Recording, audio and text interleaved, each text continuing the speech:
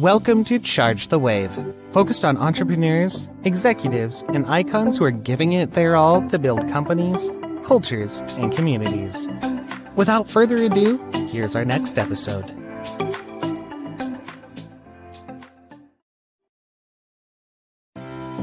Charge the Wave is brought to you by Footnote 4. Footnote 4 dedicates Charge the Wave to the late Duke Kahanamoku from 1890 to 1968. The greatest waterman, pioneer, and American icon of our time. The diversity movement. Today's episode is brought to you by the DEI navigator from the diversity movement. It's a familiar scenario. You've been hired to lead diversity, equity, and inclusion. But you don't have the resources and network or maybe even a job description, let alone a strategic plan and a budget. You need help.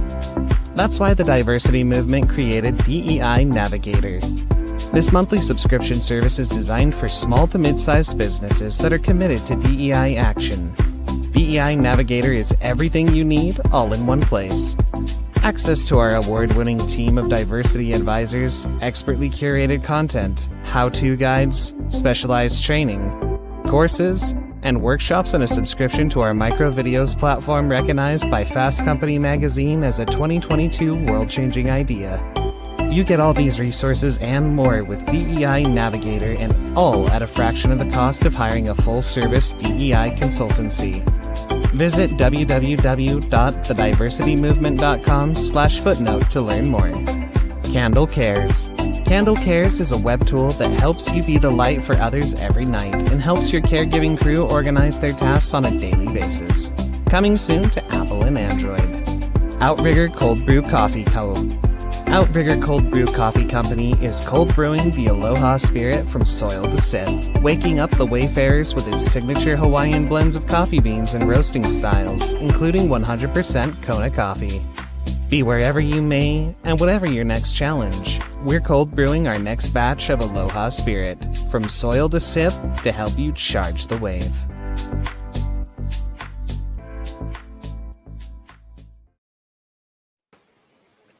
Hello. Welcome, everybody. Today's guest is Nickeyea Wilkinson-Pickett. Nicky, welcome to the show. Hi, Ty. Thank you so much for having me. So excited to be here. Before we jump right in, did you want to open it with a little intro and brief background? Sure. So as Ty mentioned, I am Nickeyea Wilkinson-Pickett, or known as Nicky.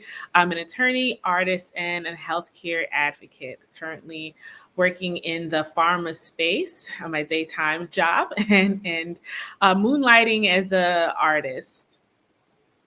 Well, let's jump right in and go to your formative years. Would love to hear about where you grew up and how you would describe that. Yeah, so I am a native New Yorker. I was born in Brooklyn, grew up there, enjoyed all things New York City. So definitely a big city kid.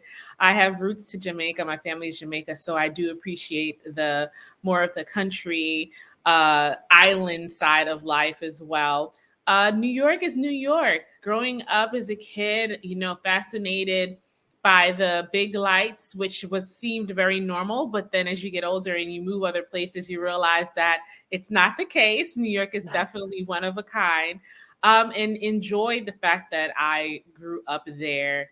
It helped with my awareness. It helped to kind of develop, have that sense of independence, appreciate the arts and fashion, because there's really great museums at every corner, it feels like, and fashion at every corner. So really enjoyed being a New York City kid.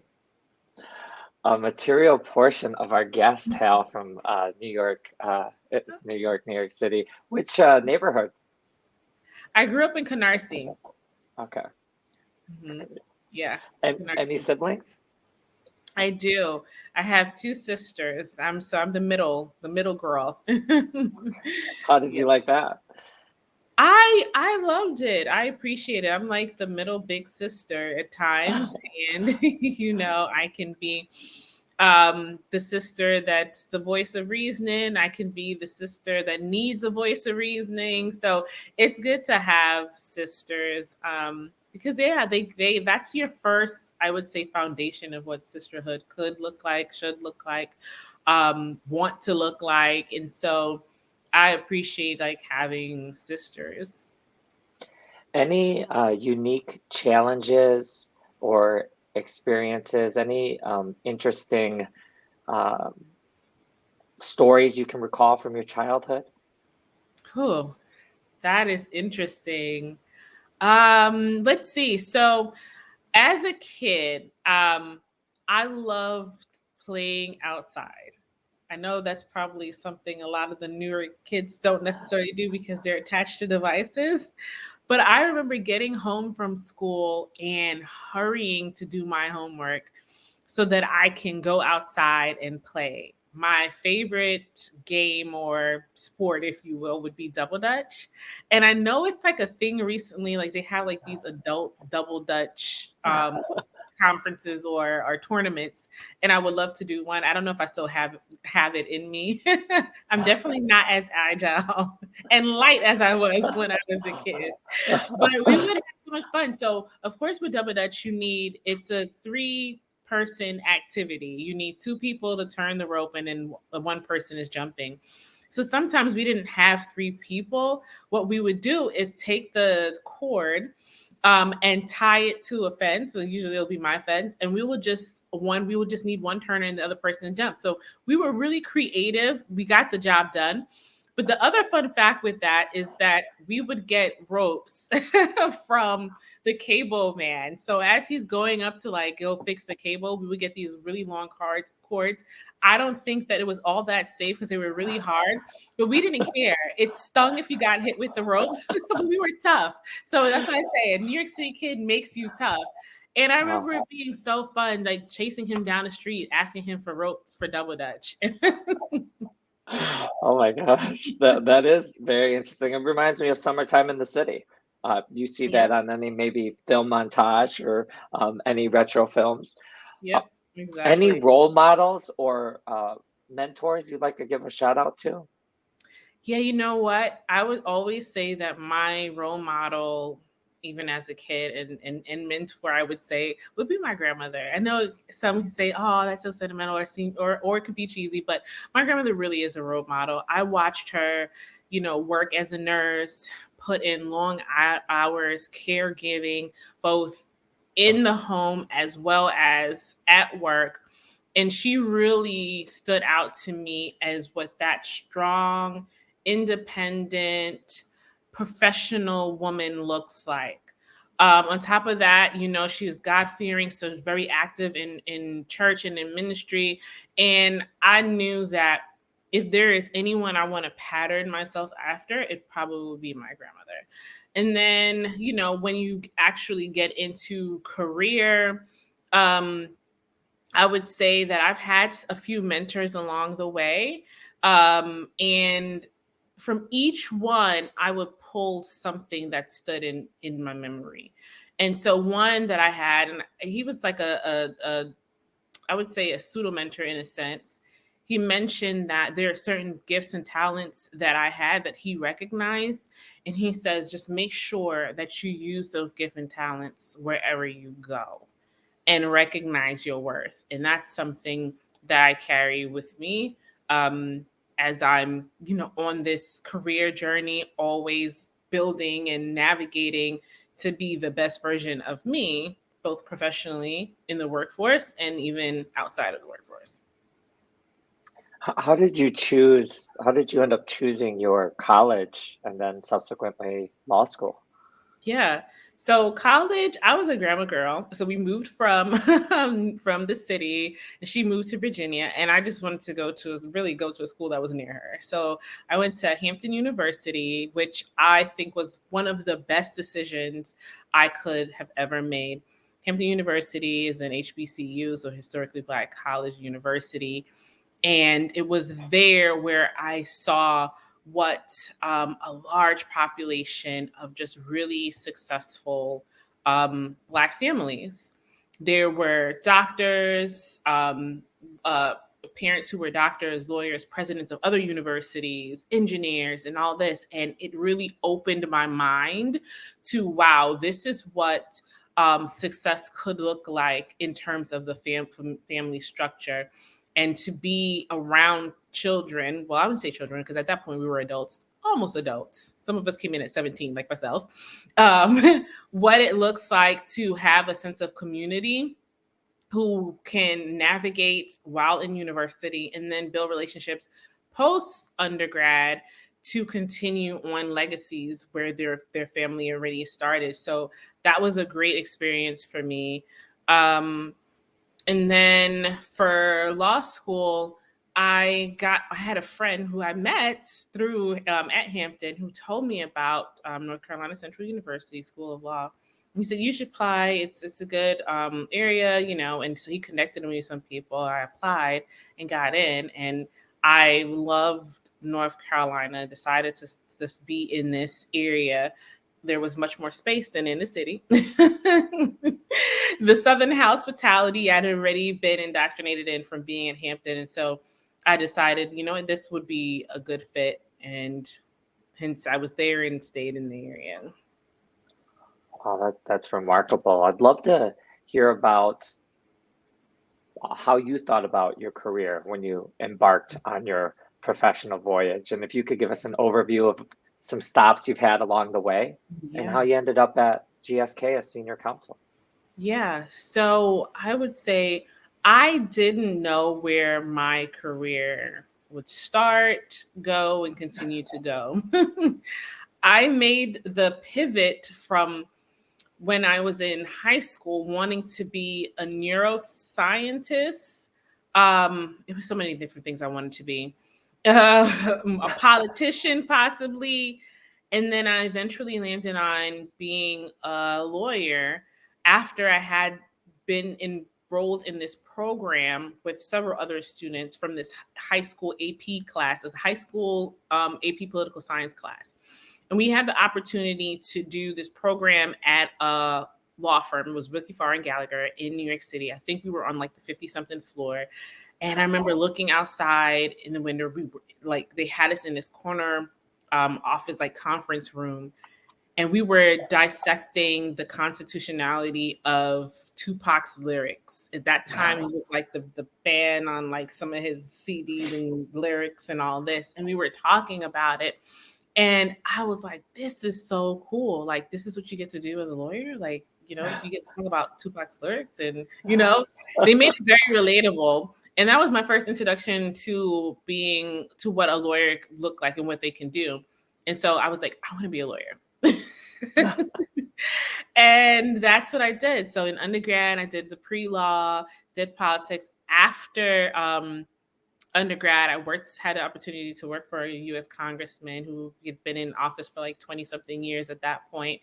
And so I got a dose of politics, and I realized quickly that it wasn't for me. And so I was like, yep, I'm going to continue to go to law school, did that. And it's been a journey ever since, really. You never really know where you're going to end up. Some people, they have it planned out and it works exactly the way they have it planned. Most of us, that's not how it is. If someone asked me or said to me, you would be at GSK, Big Pharma, right now, I'd be like, yeah, probably not. But here I am. And I think part of the journey really was about grit, determination. I think it had a lot to do with location, areas, and some things just come back full circle. Having, as we talked about, my grandma being my hero, having seen her in the healthcare space, caregiving, really advocating for her patients. And then I have aunts who are also nurses and seeing that same type of care. And here I am in healthcare where we are patient focused and really advocating and hopefully improving patients' lives so they can have a better sense of what life can look like for them. It really just makes me think like, wow, okay, this is where I'm supposed to be. I ran from healthcare. At first I said I wanted to be a neuroscientist, but then I ran from healthcare and it kind of pulled me back. So here I am.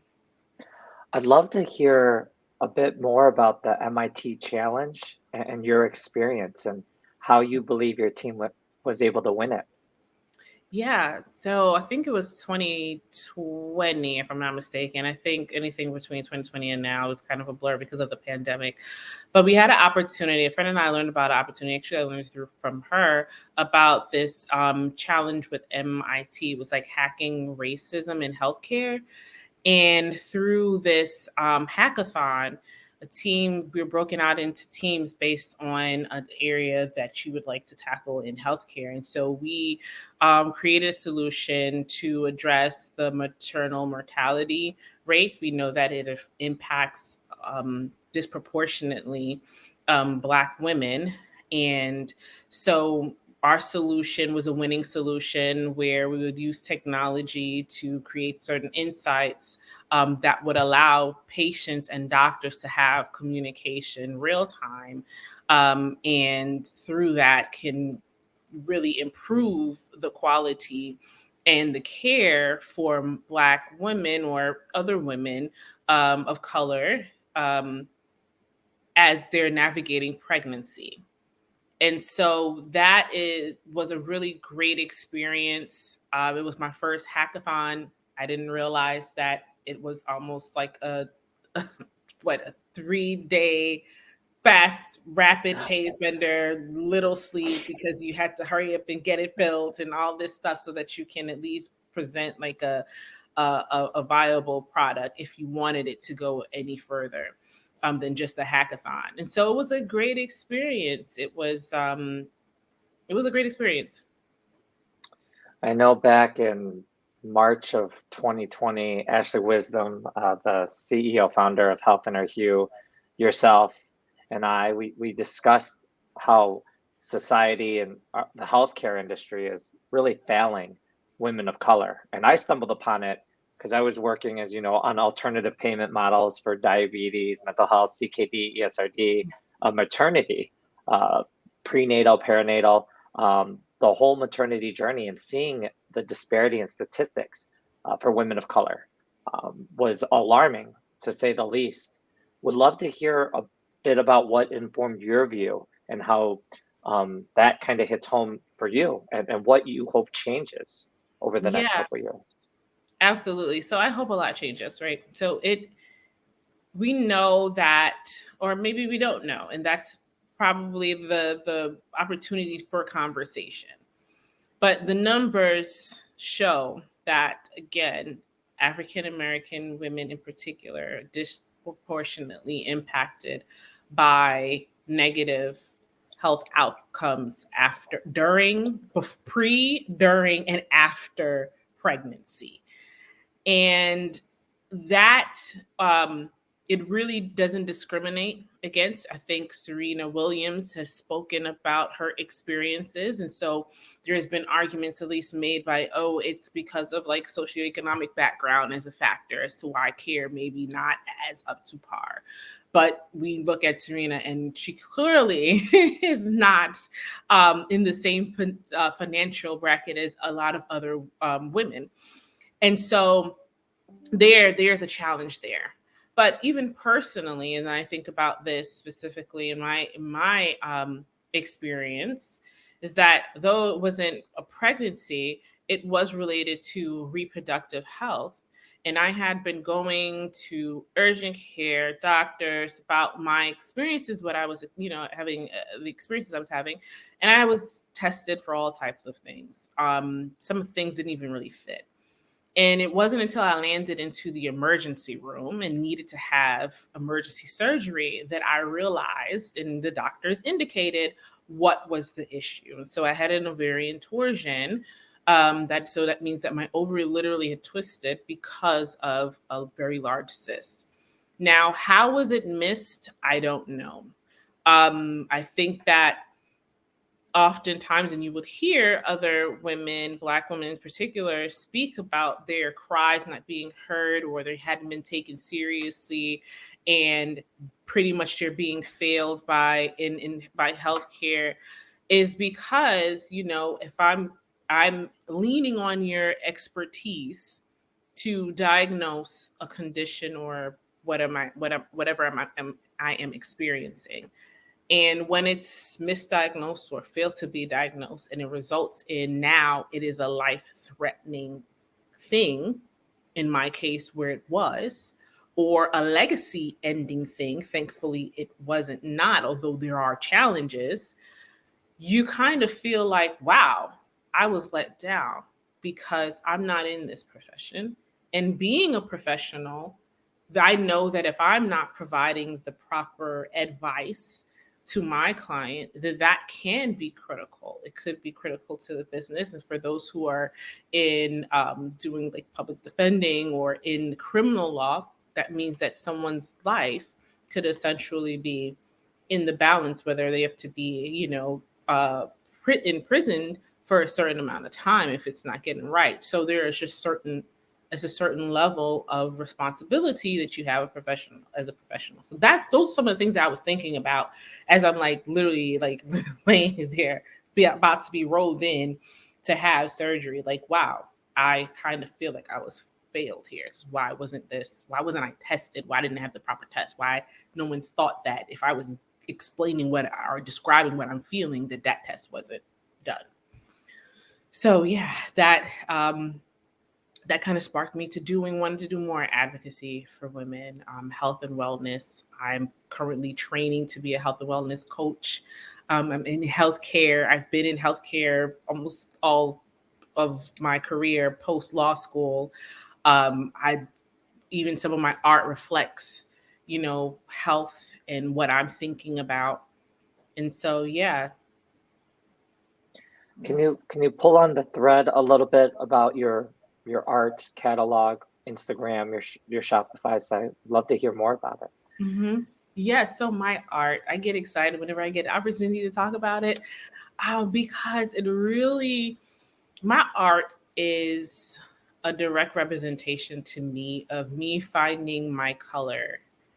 I think I at least was very, what would I say, focused on career and focused on getting to a certain level professionally. And the first thing that kind of went away was my art and creativity. Sometimes I could just have that singular focus, and that's what happened.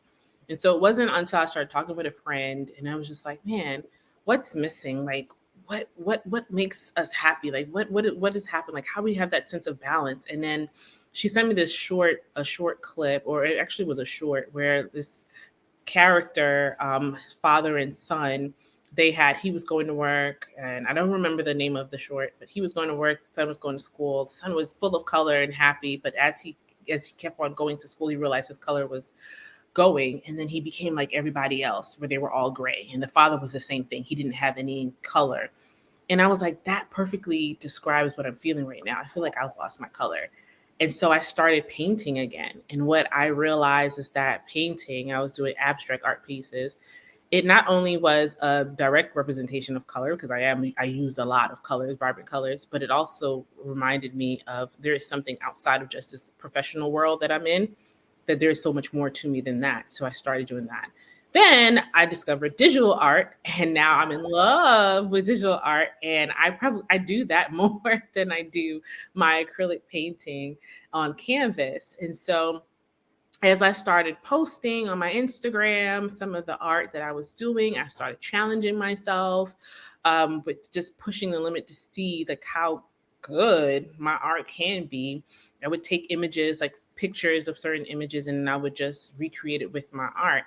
And they became, I think they're great. And I've also had confirmation from other people when I post. And I started using it as conversation. My most recent piece was for women, for mothers. And that's the title of it. And it shows 4 women who look pregnant and they're blindfolded. And I asked the question, what do you see here? I know my interpretation of it, and I'm not going to say what it is because I want that for it to remain up to a person to have that interpretation. And so I've gotten several interpretation of what that particular piece means, and the fact that I can start conversations with just my art is amazing, because now I'm using different tools for that conversation as opposed to me just talking about something. And so, yeah, I love it.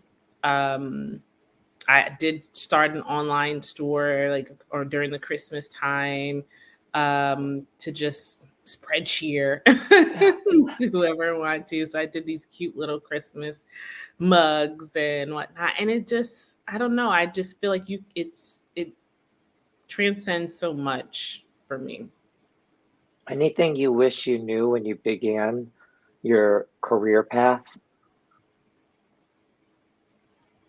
Oh, where do I begin? How much grace you have to give yourself.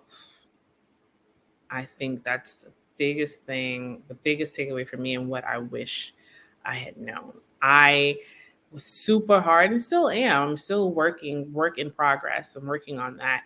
I can be very hard on myself, because I just want things to be done with a certain level of excellence. I fall short often. Some things are just unrealistic, and I have unrealistic expectations, and that's fine. You do want to strive, you do to, and to achieve a certain level, but if you don't get it, take the lessons. Don't take L's. Like, that's the new thing. Like, don't take L's. I learn lessons, and it is that. Give your self grace. You reached for the moon, but you landed on the stars. So you went higher than where you started. Give yourself a pat on the back for that. It's okay to say well done to yourself. It wasn't exactly what you thought it would be, but it's fine. I would say your career is a lifetime journey. It's not an immediate. I think we're definitely in a microwave, the microwave society, where we want to get things right now. And I cannot say that I hadn't fallen victim to that mentality, because I had. And I'm like, I'm not getting this fast enough. I don't have this, I don't have that. And then I'm like, but whose timeline am I really on? Am I on someone else's timeline, or is this truly my timeline? So when I took a step back and I say, you know what, I am doing fairly well for where I am, and just again remind myself that this is a journey, it's a life journey, and I can look at what's not going right, what could be better, or I can look at what's going well, what has gone well, what did I learn, who did I meet, what conversations have I had? I mean, we met professionally, and look where we're having this conversation now. This is wonderful. So, yeah, I would say give myself some grace and recognize the journey, that it's a journey. I know we got some incredible, remarkable feedback on the Above the Law article that featured you and kind of your healthcare journey. And I think our audience will really appreciate this episode. This podcast is dedicated to those fighting to rise above their station. So love what you just went over. It was very, very instructive. Before we take a beat for messages for our sponsors, just wanted to hear, what would you consider success for yourself over the next year? So success for myself would be walking exactly to the beat of my own drum. My drums, it's full of rhyme, rhythm, melody. It's full of light, art, love, spirituality. It's full of kindness, grace, joy. And if that beat draws other people to it, that would be a successful year for me. That's reminiscent of a historical speech. I think it's called Drum Major. That is reminding me of it.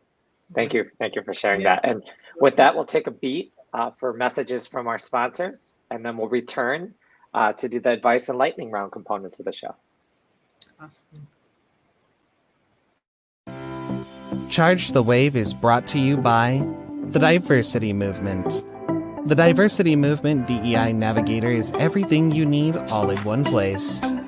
You get access to a host of resources with DEI Navigator, and all at a fraction of the cost of hiring a full-service DEI consultancy. Visit www.thediversitymovement.com/footnote to learn more. Outrigger Cold Brew Coffee Co. Be wherever you may and whatever your next challenge, Outrigger Cold Brew Coffee Company is cold brewing our next batch of Aloha Spirit, from soil to sip, to help you charge the wave.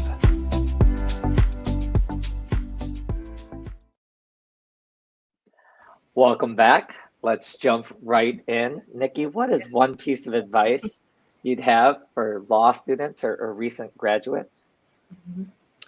I would tell any recent graduate or law student to figure out what excites you and try to align that excitement to passion, to curiosity, and let curiosity kind of lead the way.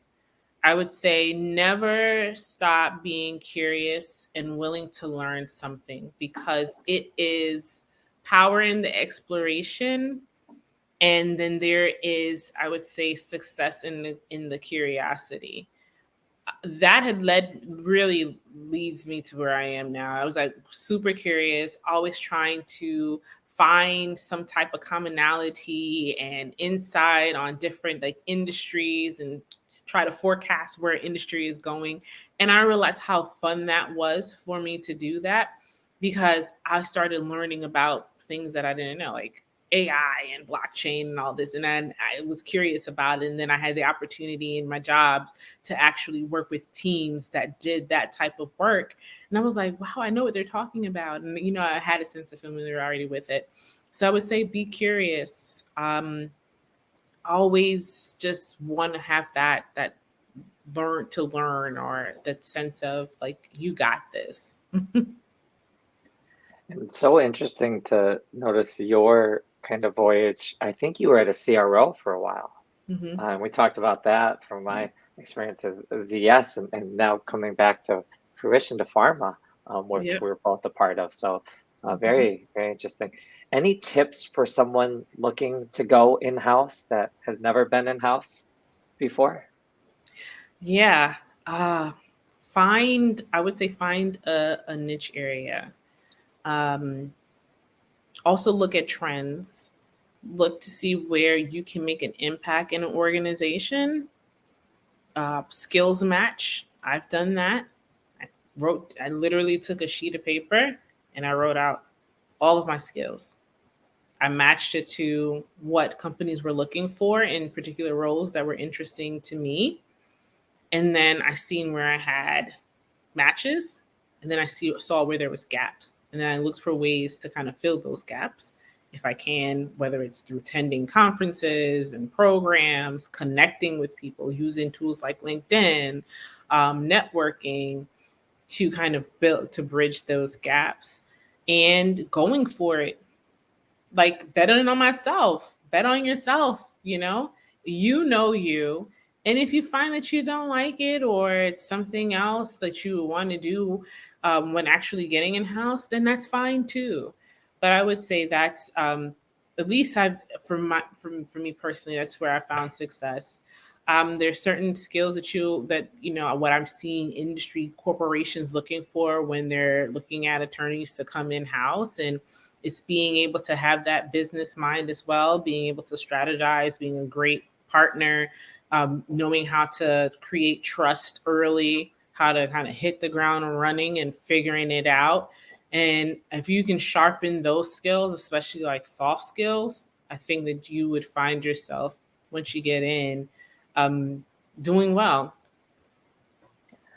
I know when I was working on a lot of innovative stuff in healthcare, a lot of pilots, a lot of value-based care arrangements that's never been done in the industry, I always appreciated your background and insight into data and analytics and privacy issues and being solution oriented to get the job done, to get the paper executed. So wanted to thank you for that. What would you say to someone who knows they have a passion for art or literature or whatever it may be, but they're hesitating to actually have actions or create momentum to do what they love a little bit every day or weekly or Mhm. monthly.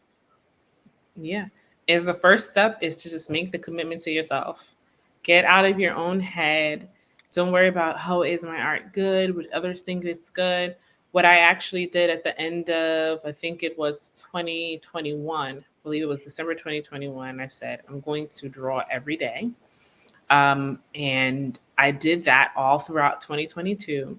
And I said, even if I do a dot, literally just taking my Apple Pencil to my canvas and just doing a dot, that was a way to reinforce my commitment to create art. The other thing that I did was I just put my art out there. I showed the good, the bad, and the ugly of my art. I showcased like my sketches that were like, ugh, for some as I was drawing faces. And then I showed the progression of how I started off with something that didn't really look so great to wow, now it looks pretty good. So don't be afraid, put it out there. Art is for interpretation. No one knows that you didn't mean to have the nose crooked or one eye bigger than the other. You could just, that's how you wanted it to be. It's an interpretation. So I would say just go for it. How do you manage your mental health and your energy runway, given um, the complexities of the job, the long hours, some weeks, and be able to still do things on the side, such as Mhm. your art endeavors? That is a very good question. I lean very heavily on my faith. Um, I have great friends, my husband, family members, and when I need to take a moment, I connect with them. I make sure that I pull out time whenever I'm overwhelmed to just stop. That is the greatest thing that I discovered that works for me is when I'm overwhelmed, stop. I would try to power through it. And all that does is create more anxiety. It makes me feel even more overwhelmed. And now I move from being overwhelmed to exhausted. And now I don't have the energy to even do the thing anyway, as opposed to just stopping, resetting, connecting. And wow, I just realized that this works. And now I feel a lot better. Exercise, is good. Sometimes I'll just get up and stand. Stretching is wonderful. Take a good stretch. Breathing exercises. And again, my faith, prayer. I pray. Sometimes I pray throughout the day. I see an email and I may have to pray on the email. It's just you find what works for you when it comes to your mental health. But those things help me.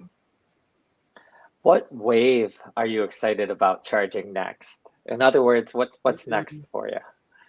Well, what's next? I think it will, me continuing with my career and advancing it. That would be there. Um, I'm looking forward to building things with my husband, hopefully a family. Um, Also, as I mentioned, I'm doing health coaching training, health and wellness coach training. So completing that and becoming certified health and wellness coach. Relaunching Action, which was an organization or platform, if you will. I don't know exactly what I would call it. An advocacy tool that I launched back in 2020, rebranding that. Um, Along with like the health coaching and seeing where that will take me, maybe a health and wellness center in the future.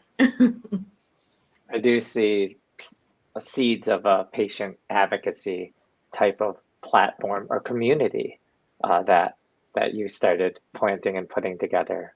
So Yeah. I think that's amazing. And we'll go right to the thunder and lightning round if you're Okay, ready. Okay. sure, I'm ready.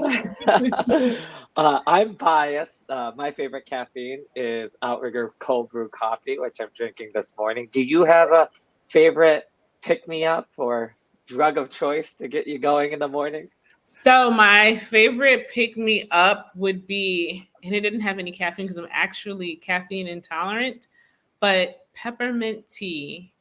Ooh. Peppermint tea is relaxing, and there's aromatherapy, and there's some science, I guess, that's out there that says that it helps with your mental focus. And so, in fact, when we were studying in law school, our proctors, they would have like mints, and they would like hand out mint if you wanted to, or have them in the front. You can have a mint to help with your focus. So, Oh, peppermint tea, I do peppermint tea in the morning, and I do peppermint tea in the evening to kind of unwind. wow. Yeah. Favorite local restaurant? My favorite local restaurant would be Juju in Durham, North Carolina. I know I love Juju. that place. Yes, it's Asian tapas. They have wonderful food. It's a cute ambiance. I just love that place. Favorite hobbies when you're not working? Definitely art. Yep. Doing my abstract art, doing digital art. Yeah, those would be my two favorite hobbies. Playing in Favorite, makeup. what was that last one? Oh, playing in makeup. Okay. Okay. Favorite sports team, show, or musical? uh, Favorite sports team. Well, I was a huge Patriots fan. Then I'm team agnostic now. However, I find myself cheering for the Cowboys because that's my husband's favorite professional sports team for football.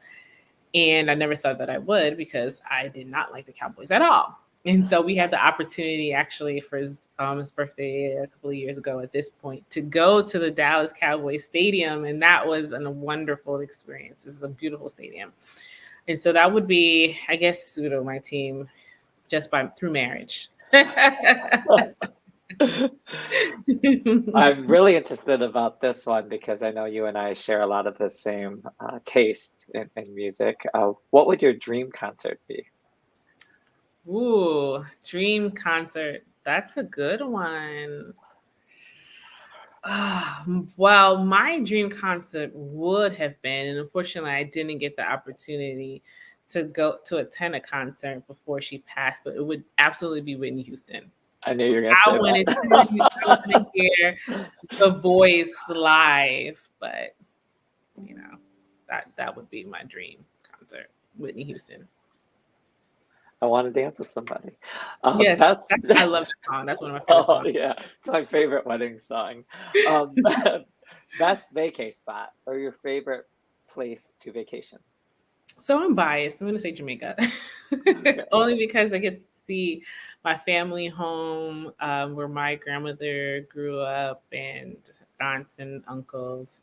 And it's the beach. It's wonderful. It's a great island. The people, the food, the music, the everything about it. So I would say definitely Jamaica. But where I want to travel, which I don't even know like how I even got exposed to it. I think through a job, but La Reunion.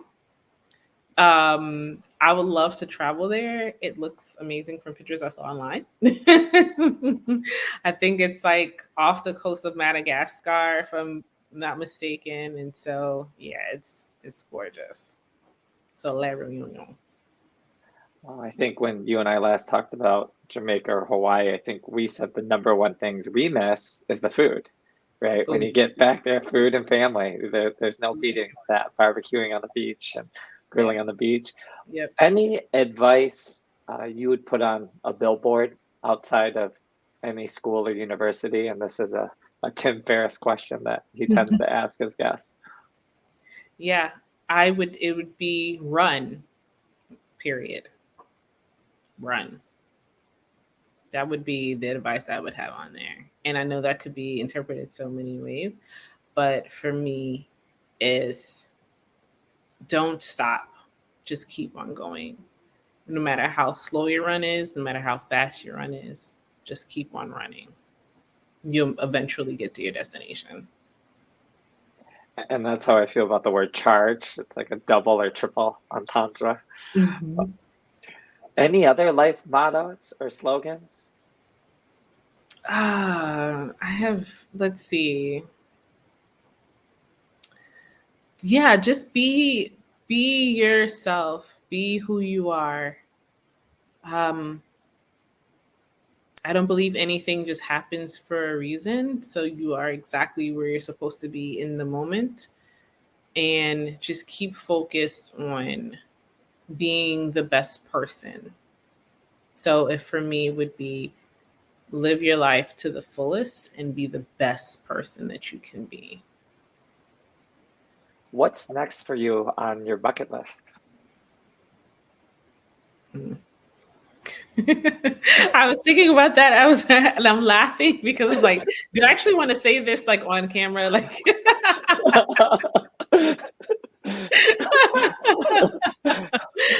but my immediate bucket list is to like drop some extra pounds. That's my immediate bucket list. That's what I've been thinking about a lot. But outside of that, would definitely just work on wellness. So it does align to that, but definitely work on wellness and be an advocate for other women, especially professional women, to take care of themselves. There's a thing, I don't want to say it was a study, but there's at least been some numbers where it shows that Black women in particular, they are dying at earlier ages from heart disease related to maybe stress, from work, from family, from whatever. So definitely heart diseases, cancers. And so it's just, yeah, health, whatever you need to do to be healthy. And I'm speaking to myself, and I'm preaching to myself. I'm convicting myself as well, because you can always strive to be better. So I would say, yeah, that would be, if I had any parting words, it would be just focus on health.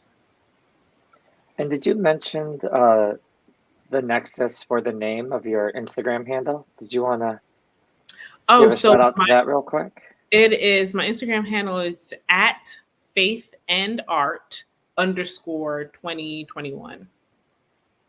So yep, at faithandart_2021. And before we close out the show, is there any other closing words or thoughts you'd like to share with the audience? Well, I just want to thank you for allowing me to be on your platform in multiple ways and in various areas. I feel like, I feel like a celebrity among me being among you, the celebrity, not me being the celebrity, but you being the celebrity. And so thanks for allowing me to share that this space with you, to really talk about things that are important and passionate and that I'm passionate about. And so thank you for that. Well, thank you, Nicky, for sharing your story with us. We look forward to following your successes. Until next time, y'all, charge the wave. Charge the wave. Take care. Thank you for tuning in to another episode of Charge the Wave, focused on entrepreneurs, executives, and icons who are assiduously building companies, cultures, and communities. Till next time, charge the wave.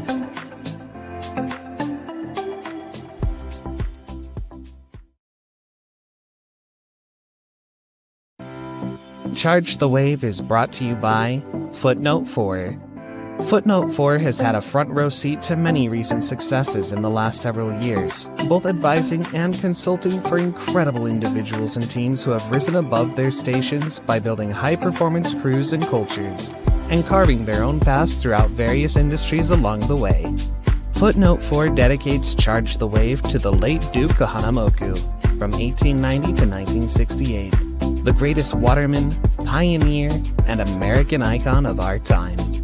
The Diversity Movement. The Diversity Movement's DEI Navigator is everything you need all in one place. You get access to a host of resources with DEI Navigator, and all at a fraction of the cost of hiring a full-service DEI consultancy. Visit www.thediversitymovement.com/footnote to learn more. Candle Cares.